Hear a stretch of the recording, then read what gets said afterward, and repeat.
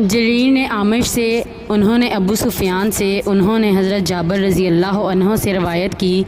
کہا ایک اعرابی نبی صلی اللہ علیہ وآلہ وسلم کی خدمت میں آیا اور کہا، اللہ کے رسول، میں نے خواب میں دیکھا کہ میرے سر کو تلوار کا نشانہ بنایا گیا،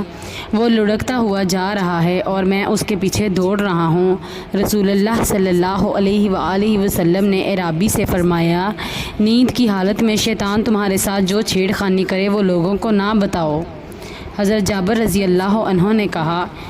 میں نے اس کے بعد نبی صلی اللہ علیہ وآلہ وسلم کو خطبہ دیتے ہوئے سنا، آپ نے فرمایا، خواب میں شیطان تمہارے ساتھ جو چھیڑ خانی کرے، تم میں سے کوئی اس کے بارے میں لوگوں کے ساتھ باتیں نہ کرے۔ صحیح مسلم حدیث نمبر 5926۔ علی بن مظہر اور عبداللہ بن نمیر نے عامش سے، انہوں نے ابو صالحہ سے، انہوں نے حضرت ابو ہریرہ رضی اللہ عنہ سے روایت کی، کہا رسول اللہ صلی اللہ علیہ وآلہ وسلم نے فرمایا، مسلمان کا سچا خواب، خواہ وہ خود دیکھے یا اس کے متعلق کوئی اور دیکھے، اور ابن مظہر کی روایت میں ہے، اچھا خواب نبوت کے 46 حصوں میں سے ایک حصہ ہے۔